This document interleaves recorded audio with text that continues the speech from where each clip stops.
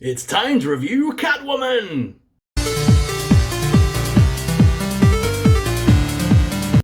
7 minutes. Hey guys, me ho Super Sorrel, thank you very much for tuning in. Look what I got! It's the brand new DC Multiverse Catwoman. We're going to take a closer look at this new Arkham City version of the feline heroine herself, or occasional villain, Catwoman. Now, I like this figure the way I currently have her posed. I like to put the whip in one hand and have it wrapped around her head and stuff and sort of like flying up towards the sky. Looks nice. But there are some issues with this fig, and we'll talk about them today. Taking a look first of all though at the articulation, because that's always good and fun to look at. So the head is on a little ball joint, but you can't really make her look up because of the neck piece. It's Catwoman, she should be really poseable. But you can move her head left and right, and she can look down a little bit. The arms do lift up here at the side hinge, as you can see. There's also rotation there, and there's rotation at the bicep with double hinged elbows, and the hands are on little ball joints. She does have a bust swivel there, kind of at the abdomen, which is nice, backwards and forwards crunch, and a further waist swivel down there as well, giving her lots of movement in the lower body. Her legs do lift out to the side, as well as forwards and backwards, with double hinged knees that wrap all the way around, and no boot cut, but the feet are on proper ball joints and rocker, pivot, jobbers, whatever you want to call them, and the feet come with little toe articulation movements, because it's McFarlane, and all McFarlane figures seem to have toe articulation. Now, on the one hand, I do love this figure. I think she looks awesome. And as a standalone piece in the collection, on the shelf, she looks good. But I do find that when you come to display her with other characters, she is very, very tall, unless you pose her to look a little bit smaller. So if I have her stood with Batman and I have her like prowling crouched, like Catwoman would be, she looks okay. But if you have her stood trying to have like a romantic scene with Batman, say, she's a lot too tall for that. And she's like a good quarter-inch taller than Batman. But I'll show you that on the desk cam. Hope you've been enjoying these last two reviews where I haven't unboxed anything on cam. I've actually been unboxing the figures in advance of the review and actually having a play with them, a pose with them, and sort of looking into the articulation and stuff before I review them. And I think that's a little bit better because I get to have a feel of the figure properly before giving my full opinion. And I think that's a better review style for you guys.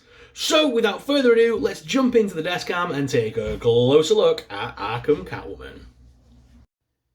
Here is Catwoman out of the packaging with everything that she comes with, including the figure, her whip, the base, and of course the playing card. This is the Arkham City version of Catwoman, and it's a decent little figure, if a little bit tall in my opinion. And she seems a little bit out of proportion, but I don't mind it. It's a good little fig. So let's take a closer look. So let's take a look at the playing card first as usual, and this is the playing card for this one. And if you flip it over, you can see the bio, which states, real name, Selina Kyle, an orphan who learned to survive on the mean streets of Gotham City. Selina Kyle turned to thievery to survive. Determined to do it with style, she learned martial arts and trained in gymnastics to perfect her skills.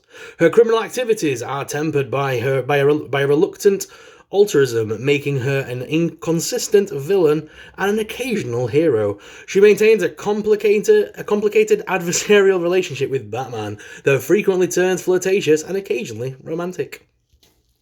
Eagle-eyed viewers amongst you will notice that I am using the base for this one because she doesn't like to stand on this surface that I have here, and the heels make her a bit fun to stand, let's put it that way. The one thing I don't like about the figure is the truncheon of the whip, the handle, feels a little bit too thick for her hands, so you have to kind of prise the hand open to fit it in. She comes with one grab hand and one claw-style hand, and on the knuckles there is a little design there, which either is representing love hearts or little cat faces, I can't decide.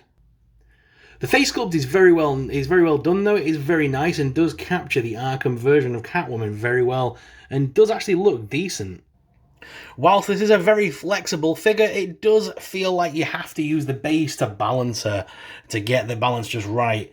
The heels don't really help, to be honest. They are a little bit high, and the figure is a little bit on the skinny side, so to balance the weight distribution out is a little bit difficult. But, seeing that, on the shelf, once she's posed, she's a very nice figure. Here's Selina with Penguin and Scarecrow, just to give you an idea of the size of the figure. She's actually taller than Crane. A slight bit taller, but it's still the fact that she's taller. I need to have a look at some comics. Is she that tall? Because standing her with any Batman in the McFarlane range, and she seems like she's a good few inches taller than him. Or like at least, half a quarter of an inch? She's taller than Batman. Is that normal? Not in the comics that I've read. So, on the one hand, a great action figure, and I really do like the look of her aesthetically, but when it comes to using her for photography or for any form of display, I'm thinking she's a little bit out of proportion. But guys, what are your thoughts? Let me know in the comments below. So guys, what were your thoughts on this figure? Let us know in the comments down below. If you did enjoy the video today, please make sure you smash that subscribe button over here.